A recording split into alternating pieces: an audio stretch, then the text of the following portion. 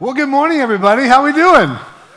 Happy Sunday. My name's Kurt. I'm one of the pastors here, and to Kevin's point, I'm the second most attractive lead pastor here. I'm glad that you are joining us today. I think my wife's more attractive than me. Yeah, so amen. Appreciate it. We are wrapping up this series we've been in called Less is More, and it's just been this really powerful idea we've been exploring for this last month about how Jesus not only offers us a plan and a path, but actually a pattern that we can study and anticipate and engage in about what does it look like to be an apprentice of Jesus, to be a follower of Jesus throughout different seasons of our life and seasons of faith. And we've called it the cruciform, or it is called the cruciform life cycle, that follows a pattern of Jesus' life, death, and resurrection. And that this is a fundamental and foundational understanding, but for many of us, it's a shift in how we understand faith and life, and it has really been challenging and profound to even hear stories of people that are like, I've never thought of it that way, I've never experienced life that way. It's been super helpful for them as they kind of reframe different aspects of their faith journey within this context. Because for many of us, we anticipate that following Jesus is kind of a up and to the right, consistently getting better kind of experience. And then when we inevitably bump into the real stuff of life and we have moments of frustration or disappointment or temptation or confusion or disillusionment, we wonder if we're doing faith wrong and where is God in those moments. And yet what we see in the life of Jesus is that not only does God lead us through this and talk to us about it, but actually God is also willing to show up, walk through it on its own and with you through the person of Jesus. And so just to give you a quick recap, in case you missed a couple of the weeks, this is the cruciform life cycle. It starts with new life and everything's exciting and you're gaining in your awareness, you're learning new things, and you start growing. Usually that happens between like 6 seconds and 6 months, right? You're just excited and you kind of move through phase one really fast. But then as growth continues, you inevitably come to a point where it feels like it begins to slow down, and that kind of creates this sense of lag. And then things that used to work aren't working quite as well as they once were, or the answers aren't coming as quickly, or you keep putting in more work and it's not producing the same amount of results. You get frustrated and you experience that disillusionment that leads to the next phase, which is the phase of struggle, or eventually even one might use the word suffering, where things begin to get really hard. And Katie taught us last week about how you just, in those moments, you fight it, you try to resist it, you try to get out of it as fast as you can and move on. But that doesn't seem to work. And so the move that we actually need to learn to experience when we're in the spaces of struggle is actually to embrace the suck, right? To just realize that there's no way out except through. And when you embrace that this is an inevitable part of life and that does not mean that God has abandoned you, that as hard as it might be, there are things we actually embrace instead of fight, and realize that those things in our life may need to die. That there's something in our story, something in our habits, something in our experiences, these familiar things that we love to cling to may actually need to die. And I have good news for you. If you've traveled with us over this whole series, you've hung through the last 2 weeks, we talked about some hard stuff. Today we get to good news again, all right? Yeah, Kevin's excited. Come with me, all right? So today I'm letting you know ahead of time there's going to be space where you're going to be grateful and excited, because the best part of the cruciform life cycle is that while death and suffering those are difficult seasons and difficult spaces, that is not the end of the cycle. And so if that's a season that you're in your own life, in your own growth, in your own spiritual journey, that is not the end of the story, and that is great news, that because of Jesus, the cycle doesn't just go around one revolution, but it continues, and you come back after death to resurrection life. And the move that we experience when we actually embrace the suffering, go through death, allow ourselves to release, open our hands and lay down and maybe even bury, it might feel like burying things that once served us that no longer do. Jesus promises that there is resurrection life, a whole new way of life, a new reality to live into on the other side. Do you ever have a friend that's like notorious for blowing surprises? Like you can't tell them about anything because every surprise party that you attend is a surprise party for them as well, because if it's not, they're going to tell everybody, and that ruins the surprise. Like you never want to go to a movie with them if they've seen it before, because they will tell you what's about to happen right before the best line of the movie gets released, right? You've had those friends, some of you are elbowing each other. That's good to know. All right, let us know who to watch out for, right? Jesus appeared to be one of those kinds of friends where like he was just bad at spoiler alerts. Like he would just let people know that this is what's going to happen. And this whole idea of the cruciform life is one of those things that he multiple times throughout multiple gospel accounts of his life tried to make it incredibly clear. He was recorded telling friends, followers, dear like connection points in his life where he's just sitting and like being honest with people, as well as in massive teaching moments where he would say it metaphorically, as well as very literally, that he was going to experience all that humanity has to offer, the good and the bad, that he would be betrayed and illegally tortured and eventually killed. And that was not a mistake, but as Katie taught us so well last week, he had the agency to take up his life and the agency to offer it down. And that Jesus actually chose to give his life, not that it was taken from him, and he chose less so that you and I can have more, that his death would inevitably bring and provide life for others. And many of his followers, however, even though he tried to tell them, they missed it. And I think, to be honest, in my life, and maybe it's true for you, many of us can be around church, can hear the story of Jesus, and we can miss this same idea just as much. That we go, wow, that sounds like intense as Jesus is talking about, his eventual betrayal and accusations and trial and crucifixion. We go, man, that sounds terrible. Thanks for taking one for the team, Jesus. Like, that's intense. Like, I'm so grateful that you died so that you could rise, so I don't have to.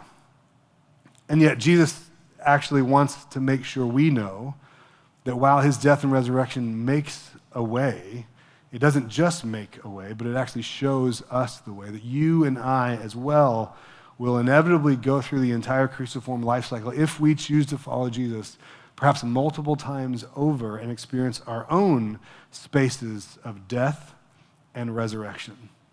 Because Jesus wants his followers to ask this question, something that we intuitively know but often resist, is what if dying to yourself, to old patterns, to difficult things, to things that once served you that no longer do, what if dying to yourself is actually where your real life begins?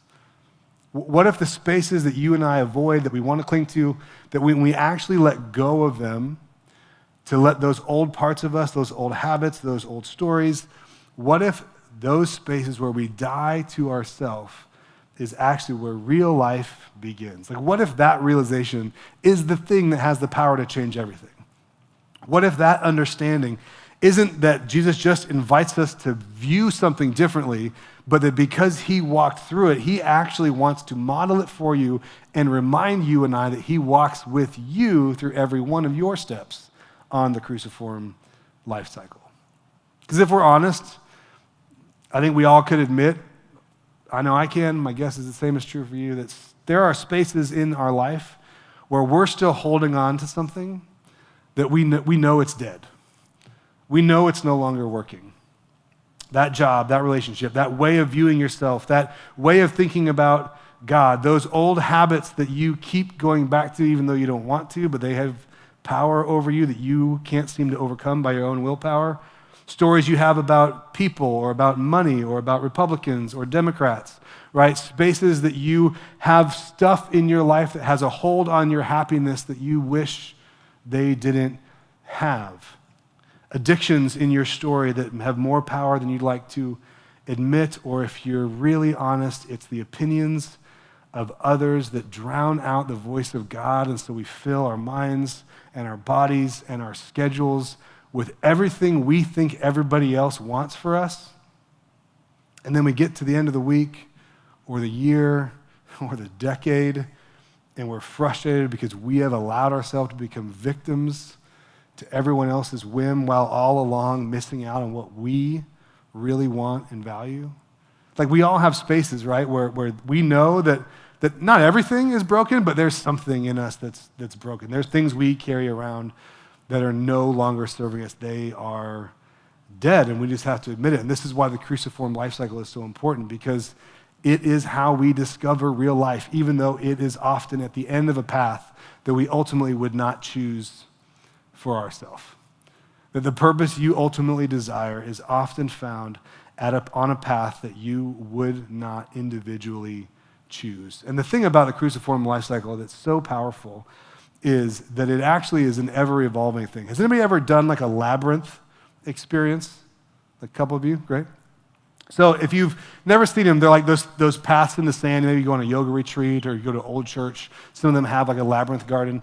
And a labyrinth is this experiential thing where you kind of walk through and it takes you out on a path that meanders you all around in a circle. And the reason that they got invented is because as the rise of the modern age where everything had a linear path, everything had an answer, and everything was compartmentalized and put in its place, including spirituality, began to rise, which we're still kind of living in the aftermath of. The church tried to find a way to help people that understood that there's a different way that Jesus invites us to experience him. Try to create this like living, breathing metaphor experience that people can engage. And so if you walk in a labyrinth, oftentimes there's times where you will almost feel like you're almost like out of it, and then it'll like turn you back and you get all frustrated, right? At least I do. But the purpose of the labyrinth is actually to intentionally, physically disorient you so that you and I learn to trust the process.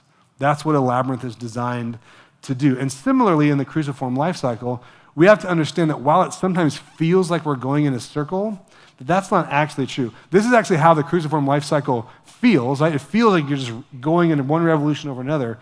But what's actually happening when you follow Jesus around the cruciform life cycle over and over again is you are actually funneling your way up.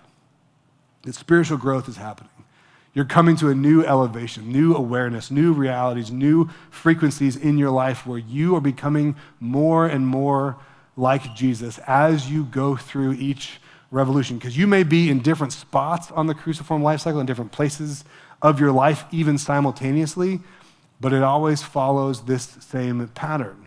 And as we get to the close of one revolution today, it's important for us to recognize that that is not just a revolution that ends, but one that is continually moving as we rise, as we grow. This is how spiritual growth happens, because as the great prophets of old Semisonic shared so powerfully in their old spiritual hymn, Closing Time, there is this powerful truth that every new beginning comes from some other beginning's end, right? You've heard the song.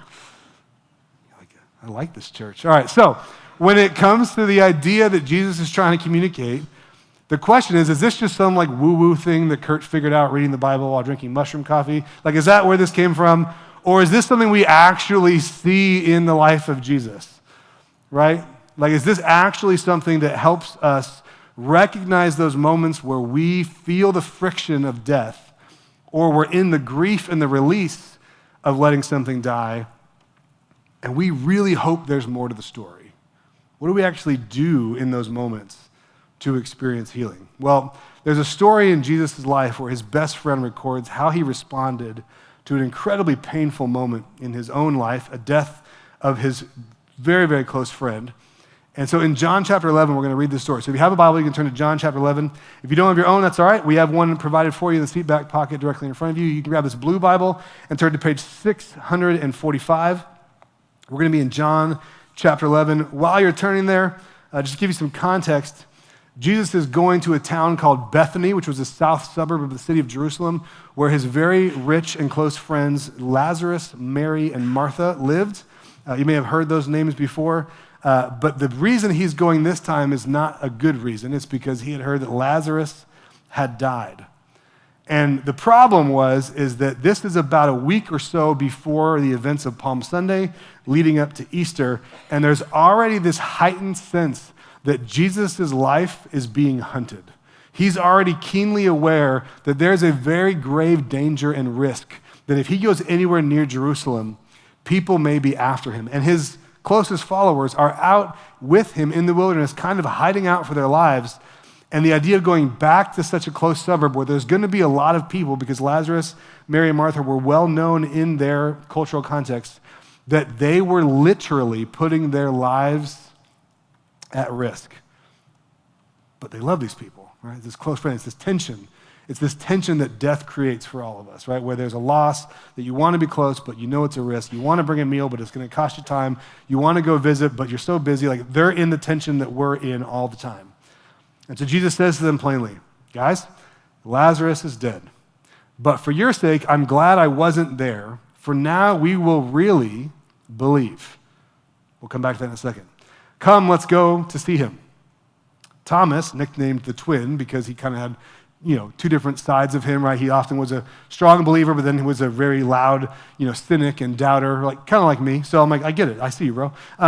He's nicknamed the twin, and so he says to his fellow disciples, let's go too, and we'll die with Jesus. Okay, you may call me a pessimist, I'm just a realist. That's what Thomas is saying, right? He's like, so they get it, right? They understand that this is not just go visiting a friend. They are legitimately putting themselves in danger by going to see them.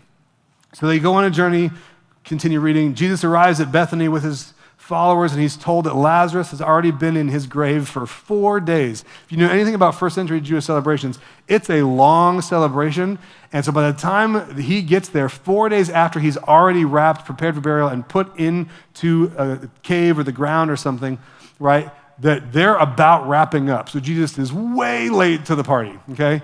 He finally shows up. He's been told Lazarus has already been in the grave for 4 days. Some translations say, and he stinketh, right?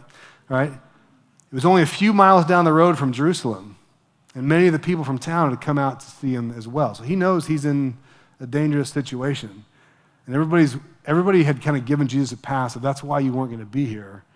But now you show up. What's going to happen? So when Martha gets word that Jesus was coming, she went out to meet him. But Mary stayed in the house, right? She was too overcome with grief. She couldn't even go out, right? Because that's what grief does, right? When you experience loss and you experience death, everything real bubbles up to the surface real quick. And you don't have a whole lot of time for pleasantries anymore. And we see this duality of how Mary and Martha even engage differently with this experience. Martha says to Jesus, Lord, if only you had been here, my brother would not have died. But even now, I know that God will give you whatever you ask. Push pause there for just a second. I love that Martha shows up and she shows out the real human experience that you and I so often engage in. Right? She shows up and says, I don't know if she's blaming him or frustrated or pleading or just overwhelmed, but she says the real thing first. If you had been here, surely, Jesus, you would have done something. I know you loved us. I know you loved my brother. Maybe you could have done something, but I guess it's too late. You ever feel like that with God? Where were you when I needed you the most? That's what Martha's saying, right? I believe that you could have, but you didn't. And I don't know if that makes it better or worse. But then there's this nice little religious platitude she probably throws in because she realized she said the quiet part out loud and Jesus is standing right there. But I know that God will give you whatever you ask. I've seen you do miracles for other people, but where were you? I've heard the stories. I know that it's possible. I just wish you would have done it for me. Ever feel there? Ever feel that? Ever been there? Jesus says to her, your brother will rise again. Yes, Martha said. I know he will rise with everyone else when they rise on the last day. Martha demonstrates what she actually believes in this moment. My guess is Martha demonstrates what we actually believe in these moments. Sometimes I wish it wasn't true, but Martha represents and says what I actually believe most of the time. It's not what I want to believe, but it's what my life demonstrates I actually believe. That death is the worst possible thing. And that even God is somehow handcuffed when the worst happens. Right? So she does what we often do. I hate the situation. I wish I could change it. I wish God would show up, but I guess he's not going to. I guess there's heaven, thank goodness. We just kind of give up, but wrap it in a spiritual bow. And this is real. There's no guilt and shame that Jesus responds to Martha's honesty with. He understands.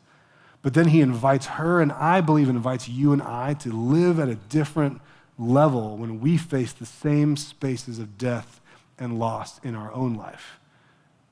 He doesn't even correct her. He just raises the frequency. And he says in verse 26, I am the resurrection and the life. And anyone who believes in me, even after dying, will live. And everyone who lives in me will never, ever die. Do you believe this? This is the question that Jesus asks us when we get to the final loop of the cruciform life cycle. When we move from death and the possibility of resurrection is available to us, the question is, will we take it? Will we experience healing? Will we live into a new life? Or if we're honest, are we more comfortable and familiar with death? See, the story goes on, and Jesus joins them at the gravesite, and the shortest verse in the Bible that gives the most hope says that Jesus wept. That he goes all in on the human experience and joins them in their grief, and then asks them to open the tomb and calls for Lazarus to come out. And to everyone's shock and amazement, weeks before his own resurrection that we celebrate at Easter, Jesus would offer a prequel to that story so that we know and his followers know that resurrection wasn't just reserved for him, that it was available to us as well. And Lazarus stumbles out, wrapped in the clothes that they had so carefully prepared to embalm him with, given the Jewish custom, and everyone is shocked, and Jesus says this tongue-in-cheek, phrase to invite them to take those grave clothes off of that living man. Take those grave clothes off of that living person. And I have to imagine, and I would invite you to use your imaginations with me. What was the next Tuesday like for Lazarus?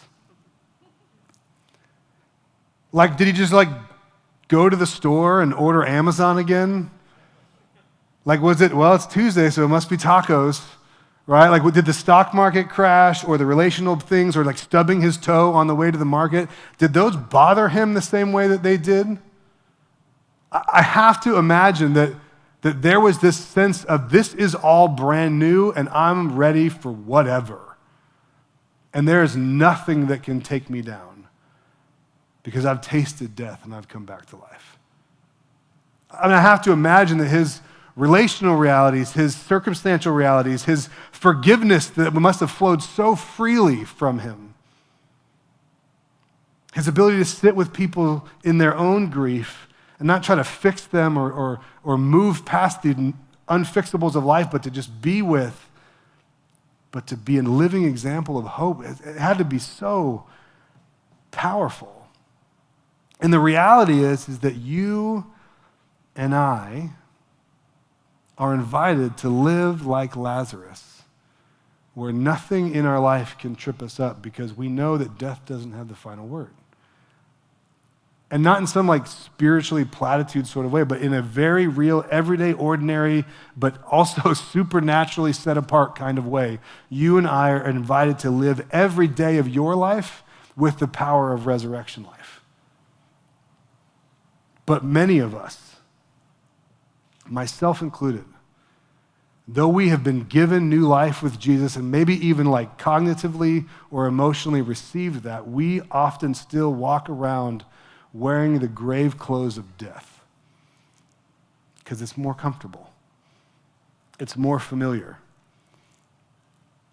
It's not literal strips of cloth and spices like it was for Lazarus, but it's the grave clothes of guilt and shame that we can't get past our past, so we believe God can't either, or of performance, trying to earn God's grace and God's love, even though grace by definition is a free gift.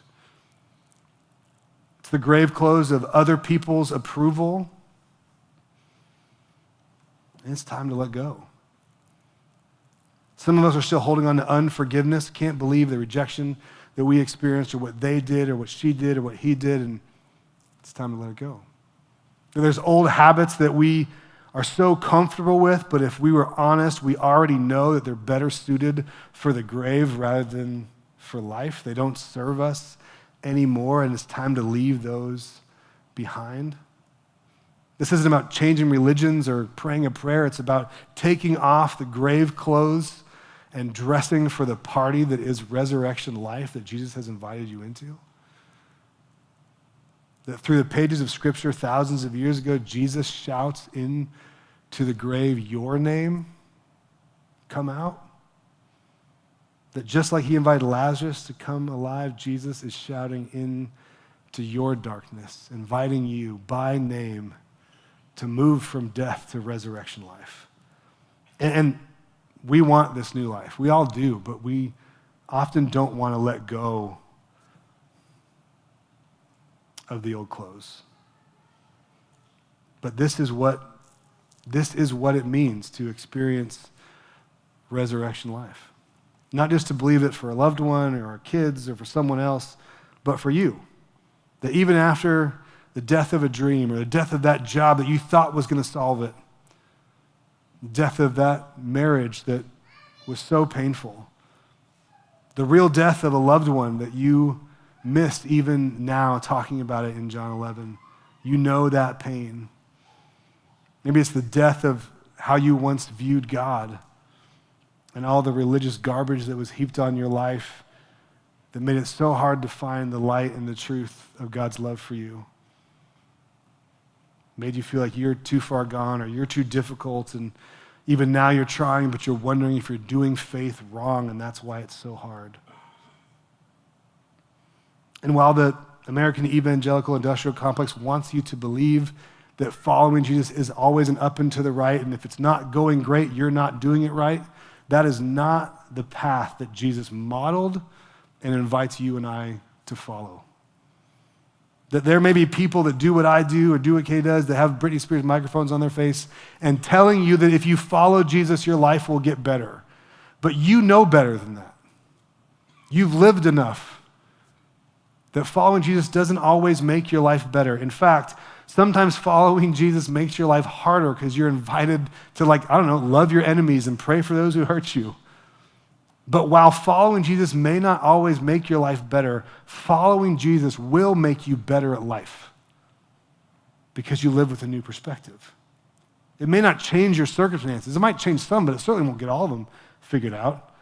You know how full this room would be if I was like, you follow Jesus and you get a tax refund, twice of your greatest, wishes. Your marriage will always work out. You'll never have to forgive because the church, we never hurt anybody, right? Our relationships are always perfect, right? Those are lies. I wish they were true, believe me, but they're not. Our circumstances may not get better when we follow Jesus. It actually may be harder. Even Thomas understood that they were going into a dangerous situation to show God's love to a dear friend. But that's what being good at life does. Pushes past the fear, pushes past the fear, pushes past the struggle, pushes past the reality and the inevitable danger because they know that they're living at a higher frequency. They're invited to something greater. That while following Jesus may not always make your life better, following Jesus will make you better at life. Because let's be honest, what people say they value when their life is almost over shows a lot about them, shows a lot about what they did with their life. In her groundbreaking book, The Top 5 Regrets of the Dying, that's a New York bestselling title, right? A Life Transformed by the Dearly Departing, social scientist and researcher and midwife and bedside nurse Bonnie Moon shares this study where they research people from all different walks of life on 5 of the 6 livable continents across all cultural and religious, differences and different ages and stages of where people were dying, and asked them, as you're approaching the end, what was the biggest regret of your life? Great question. I'm sure they had awesome bedside manner, but this was the study. And they said, really, it comes down to 5 things. Anybody want to know what they are? Top 5 things that people regret about their life when it's almost over? The number one thing that people regret about their life when they know death is quickly approaching, they say, I wished I'd had the courage to live a life true to myself and not giving in to the expectations of others. It's the number one regret. That I wasn't free. I wasn't honest. And Jesus says, come live in the light. Number 2 is I wish I hadn't worked so hard at my job at my boss's requests. I'll let you do with that what you want. Number 3 was I wish I'd had the courage to express my true feelings. Things could have been different, again, if I was authentic. I wish I would have stayed in touch with family and friends was number 4. And number 5, she kind of coalesced, I'm sure, a bunch of different answers into this idea. I wish I had chosen to be happier. Because when it's near the end, you realize happiness is a choice. Circumstances come and go, but I wish I would have chosen to be happier. That the desires of our life come clearly and fully to the surface when our final moments are approaching. But my guess is the reason she wrote this book and why I brought in this message today is there are probably benefits that you and I can bring into our own lives that we may not be right at the end quite yet, but it'll help us live better with that in mind. And when you go through the cruciform life cycle time and time again, and you've experienced what it's like to have to lay a part of you, or an old part of you, or an old habit, or something that you had once thought was so beneficial but is no longer serving you, when you've had to lay something to death in your life, and the story keeps going, you recognize that death doesn't have the final say. And that makes you very, very powerful.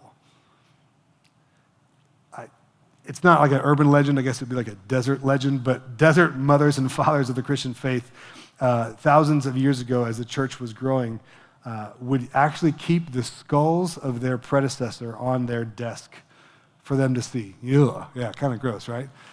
But they would have the skull, the person that taught them about God and modeled, the person that they followed, they would keep their skull on their desk in plain sight daily as a reminder of 2 things. 1, that they too will soon be gone. The reminder of their mortality allowed them to live every day with intention. And 2, that they also need to be training someone up and empowering and someone behind them to keep the mission moving forward even after they're gone. Pouring into someone who would eventually have their skull on their desk. Because all throughout our life, as life gets relatively easier and technology grows and things continue to grow and evolve, and those are all fine and good, but we need to find metaphors that remind us that it's okay that it's not always up and to the right, that there's a reality that this too shall pass, that there is a reality that this metaphor of the life and death cycle of the cruciform life cycle is actually really important to remember. Jesus is recorded saying this in so many different ways at so many different times, using all different kinds of word pictures for us to try to grasp this spiritual concept that's often so difficult for us to bring into our own life. Agricultural metaphors, construction metaphors, wine metaphors. I mean, he really tried to make sure everybody got it, right? And he's committed to helping us understand this truth that God has for us on the cruciform life cycle. And it is actually why baptism is the central kind of expression that helps people become a part of a community that's following Jesus. That when people go into the waters of baptism, there's no water in here, don't worry, right? Next week, right? But when they get into the tub, in this case, or they go into the water, and they go under the water, it symbolizes that there is something that is laid to rest. We don't hold them down here this long, I promise. It's just for the illustration. And then when they come up out of the water, it symbolizes that something new has started, that there's a new life at place. Like the Apostle Paul writes to the Galatians where he says, it's no longer I who live, that my life is not my own, that it's no longer I who live, but it's Christ who lives in me, and that my life, my everyday ordinary experience, the things I'm doing in the world, I live in this earthly body by trusting God who loved me and gave himself for me. That the invitation to follow Jesus is not to just give up on life and actually die, it's to actually fully live, but not the way we once did. Not the way we used to. That baptism isn't just a sacrament or a symbol, but it's actually the picture of what it means to recognize what Jesus has invited us into. Baptism doesn't save you. It doesn't actually wash your sins away. I don't know what story you've been told about it, right? Trust me, there's nothing like special about the water. It's just water. We'll put bath salts in it, but other than that, you know, there's nothing significant about what it is in and of itself, but what it symbolizes is perhaps the most extraordinary thing you can experience. And that's why when people come up out of the water, it's cowbells and cheers and celebration like you couldn't imagine, because something has shifted supernaturally in their spirit. That they recognize that there is a move that has been made, not necessarily of their own volition, but their old life is gone and a new life stands before you. I was talking to somebody earlier this week that was like, I was baptized as a kid. My parents were Catholic, and I go, I don't even remember it. Should I be baptized? And I said, if you want to. What a powerful picture of the fulfillment of your parents' wishes, that you now have chosen to do it on your own terms. I talked to somebody else last week that was saying, I was baptized, but it was into a religious system that I definitely do not align with anymore. And I'm like, I get that too. So that's why it's a good news that the baptism doesn't make you join a church or become a Christian or actually wash your sins away, but it's simply aligning yourself with the message that you now agree with. Because Jesus was baptized, and he wasn't a Christian, and he didn't have any sin. But what he was being baptized for was to align with the message that his cousin John was saying, which is that God has sent one to take away the sins of the world. That God has come to the planet himself to make a way and to show a way for you and for me to have right relationship with God. So the question that Katie offered us last week to ask, in light of moving into death, is the same question that I think is important for us to ask now as we picture and move towards new life. Is what needs to die in you for you to be fully alive? For you to truly live, what needs to be left behind and let go of? Because I can go through my life with Jesus and I can believe that God's my provider and I want him to flourish, but I still have a story about money that I have to control it all. And so I lose sleep and I get frustrated when things don't work out the way I wanted. I want to have the freedom that Christ offers. I know you do too, but it's difficult when the path to freedom means confessing an addiction, whether that's to drugs or pornography or just time on my phone when my kids need me. I want freedom, but I don't want to ask for help. You're in a new relationship, and you're so excited about this new relationship, but gosh, it's so frustrating when those old trust issues keep showing up at the most inopportune time, that your past relationship still kind of has a hold on you, if you're honest. I want the peace that Jesus provides, but it's really hard to release myself from the approval of, or if I'm honest, the inevitable lack of approval from others. I really want peace, but I'm beholden to their opinion. And this is the invitation, friends, from Jesus. For me and for you is, which life do we really want? Which life do we really want? Because the resurrection of Jesus and our own healing as we move towards resurrection is real, and it is always available to you. But you have to receive it. You have to trust God enough to go all the way through it. And that's difficult, because it does mean that there's something that we let go of. And this is why we did this series before Easter, because my hope and prayer is that when you celebrate people's baptism, or perhaps your own baptism next week, and then when you recognize that a week after this moment, Jesus walks into Jerusalem and is cheered as the king, but he knew all along that I'm going to let you down. I'm not the political powerhouse you're hoping I'm going to be. And that a week after that, he would be crucified and buried, and all of his followers would flee. And that the Saturday before Easter, there was no hope. Nobody was at the tomb on Sunday morning dressed in pastels, hopping an Easter bunny, eating chocolate, counting down from 10, right? That we might engage with the real life and death of Jesus so that we can fully celebrate the resurrection. And that perhaps you might know more than ever before, more clearly because of this message, that Jesus did not reserve resurrection for himself. But because he raised Lazarus from the dead, he offers it to you too. And he offers it to your coworker and your mother-in-law and your friends and your neighbors and your classmates. And that when we are invited to follow Jesus, we would live like Lazarus did, where resurrection life just oozes out of us at any given moment, that we know God has done something in our life, and that is why we are willing to live differently. And so we actually want to give you a moment to think about how you may invite others into resurrection this Easter. And this is so important for us as a church. We're going to actually take 5 minutes in our series right now to do it. So you do not have to participate, but it's going to be awkward if you don't. So feel free to sit in your chair if you want. The band's going to play a really great song. Feel free to sing along. But if you'd rather, I would love to invite you in just a moment to actually get up out of your seat and head back to the tables in the back where you can make 1 or 5 or 50 Easter invite bags to give to your friends, to give to your family member, your neighbors, your classmates, your coworkers, where you can say, hey, there's something I want you to know, and this is an easy way to invite you.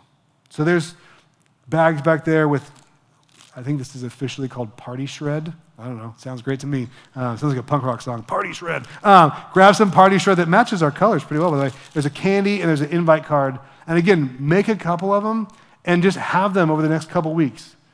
That when you encounter somebody, you're like, you know what? Like, I want to invite them.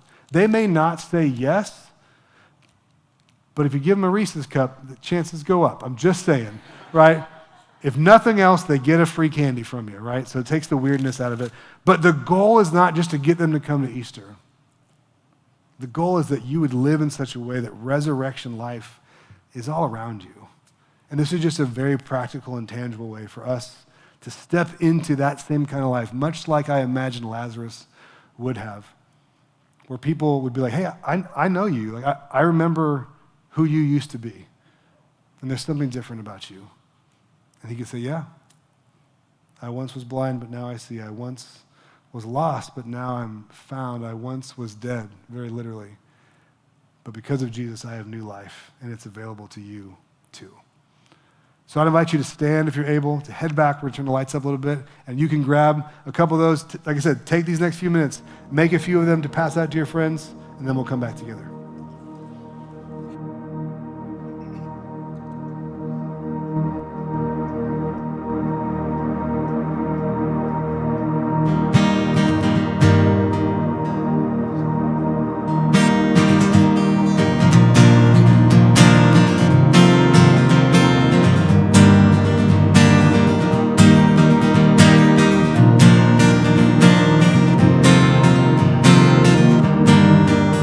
If you're washed up on a lonesome shore, soul crushed and tired.